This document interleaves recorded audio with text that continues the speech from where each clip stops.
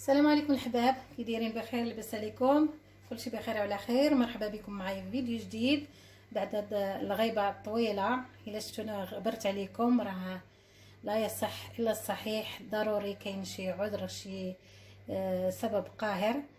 انا كنت مريضه شحال هادي، كما كتعرفوا كاين هذا الريح، كلشي عباد الله مراد بحال الا كبينا، بحال الا سطنا عليهم بايكو. الله يستر، الله يرحمنا يا ربي، الله يجيب شي الشتاء يا ربي وتحيد علينا هاد الامراض.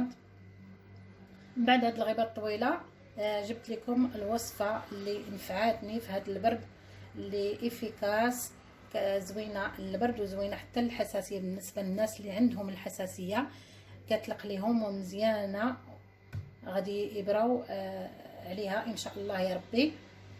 هاد الوصفه كتحيد الكحه او البرد كما كنعرفوا. هاد الوقيته كلشي عباد الله، الله يستر، مع كلشي البرد كلشي البرد. غادي ندير لكم هاد الوصفه باش حتى نتوما تستافدوا منها. وغادي نبداو دابا على بركه الله. يلا معنا ونبداو بالصلاه والسلام على خاتم الانبياء محمد وعلى اله وصحبه اجمعين.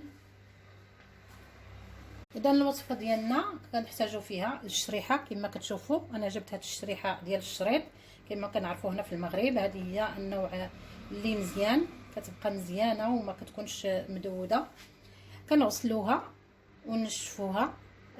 اللي بغى غير يمسحها ماشي مشكل، راه نقيه. وكناخذوا بحال هكا الحبات ديال الشريحه وكنفتحوهم بحال هكا ونقلبوهم. شوفوا ياك ما فيهم شي حاجه بحال هكا. واخا هاد الشريحه راه كتكون زوينه الاغلبيه ديالها، قليل فين كتكون شي حاجه مدوده ولا مسوسه. وصافي كنكمل بحال هكا حتى كنكمل الشريحه اللي عندي. انا درت غير هاد شويه غير باش نوريكم، انا ديجا درتها. وانتم كديروا القدر اللي بغيتو، كديروا نص كيلو ولا رابعه ولا علاش ما قدرتو، ولا على حسب اللي قدكم. ما كتشوفوا راه زوينه هذه ديال الشريط. دابا غادي نكمل وغادي نرجع معكم. وما تنساوش تحيدوا لهم حتى هاد النباته اللي الفوق اللي كتبقى قازحه، نحيدوها لهم حتى هي. صافي وانا معكم. من بعد ما فتحنا الشريحه ديالنا كامله غادي نخليوها على جنب. وغادي نجيب لنا المكون الثاني اللي هو الثومه الحمراء، تتكون بحال هذا الشكل. غادي نجيبوا القدر ديال الحبات ديال الشريحه بحالها بحال الحبات ديال الثومه. غادي نجيب واحد الموس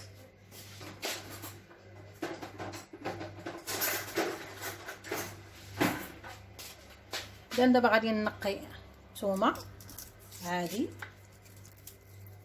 غادي نقي عدد الحبات ديال الشريحه بعدد الحبات ديال الثومه. المهم انا غادي نبقى حتى نقي الثومه كامله اللي غادي نحتاج، وغادي نرجع معكم ان شاء الله. من بعد ما كملت الثومه كنغسلها، وغادي كنجيب هاد الشريحه بحال هكا كنفتحها بحال هاد الطريقه، وغندير فيها واحد الحبه ديال الثومه وعاود نسدها بحال هكا. طريقه سهله مهله. كنجيب الشريحه وندير فيها الثومه بحال هكا صافي، ونرجع نسدها. وغادي نبقى حتى نكمل هذا القدر اللي عندي ديال الشريحه وديال الثومه، وغادي نرجع معكم ان شاء الله.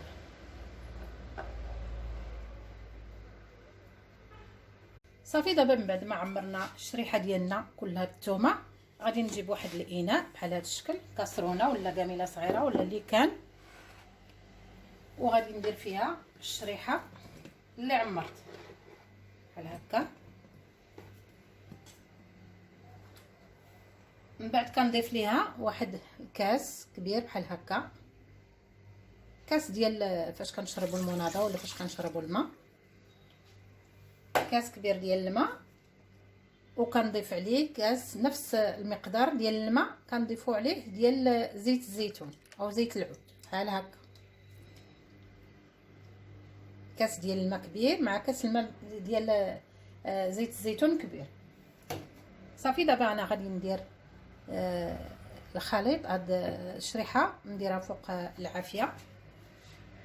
صافي دابا هي الشريحه درتها فوق النار، كنديروا النار متوسطه وغادي نخليوها تطبخ مزيان مزيان حتى كيتبخر هذاك الماء اللي فيها ويبقى غير زيت الزيتون بوحدو. من بعد غادي نزولوها فوق النار. صافي الشريحه دابا ها هي طابت ونشفات من الماء كما كتشوفوا، ولا غير الزيت ها هو كما كتشوفوا، ها هو غير الزيت بوحدو اللي بقى. صافي دابا غادي نطفي عليها ونخليها حتى كتبرد مزيان مزيان، وغادي نرجع معكم ان شاء الله. دابا غادي نجيبوا القرعه. فاش غادي نديروا الشريحه ديالنا كنجيبوا قرعه بحال هذا الشكل اللي كتكون كتسد مزيان، تيكون عندها بحال هادو، اولا غير شي قرعه تكون كتسد مزيان وصافي. دابا هذا غير باش كتكون محكمه الاغلاق. كنعقموها مزيان مزيان ونشفوها وكنديروا فيها الشريحه ديالنا، اولا الا عندكم الماكينه ديال الماعن غسلوها فيها، راه هي كتعقمها مزيان مزيان. صافي وكنديروا فيها الشريحه بهذه الطريقه.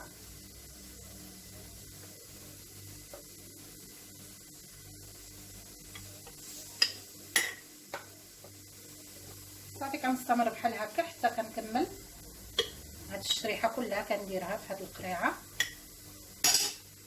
صافي دابا من بعد ما عمرت القرعه بالشريحه كنخوي عليها هذاك الزيت اللي طابت فيه. يمكن لكم الا خصكم مازال شويه الزيت يمكن لكم تغطيوها كلها مزيان بالزيت، زيدوا عليها شويه ديال زيت الزيتون وصافي كنغطيوها ونسدوها مزيان مزيان وغنحتفظوا بها غير برا الثلاجه. راه ما غادي تخسر ما حتى حاجه، غتبقى مده طويله. الا بغيتوا ديروها خفتو تخسر لكم ولا شي حاجه ديروها في الثلاجه، لان سميتو ملي كطيب خاصكم ضروري ينشف منها هذاك الماء، لان هذاك الماء الا بقى هو اللي غادي يخسرها. تنشف مزيان مزيان من هذاك الماء باش ما تخسرش لكم.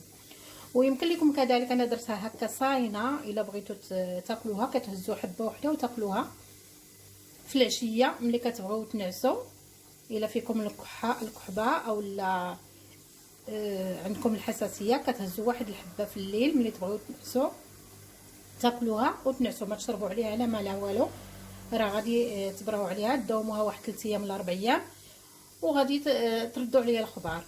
بالنسبه للناس اللي بغاو يطحنوها يمكن لكم تطحنوها في مولينكس بحال هكا، تطحنوها بالزيت ديالها وملي تبغيو تاكلوها تاخذوا بالمعلقه صغيره، تاخذوا معلقه عامره صغيره تاكلوها بالليل كما قلت لكم ملي تبغيو تنعسوا، وما تشربوش عليها الماء وتداوموا عليها لمده 3 ايام ولا 4 ايام ويمكن لكم حتى اسبوع كذلك. راه مزيانه هي، ما غادي تضركم في حتى حاجه، هي بالعكس غادي تنفعكم مزيان. كنعرفوا الفوائد ديال الثومه، هي راه انتيبيوتيك، وكذلك الشريحه راه مزيانه حتى هي مزيان وكذلك زيت الزيتون كلهم مزيانين.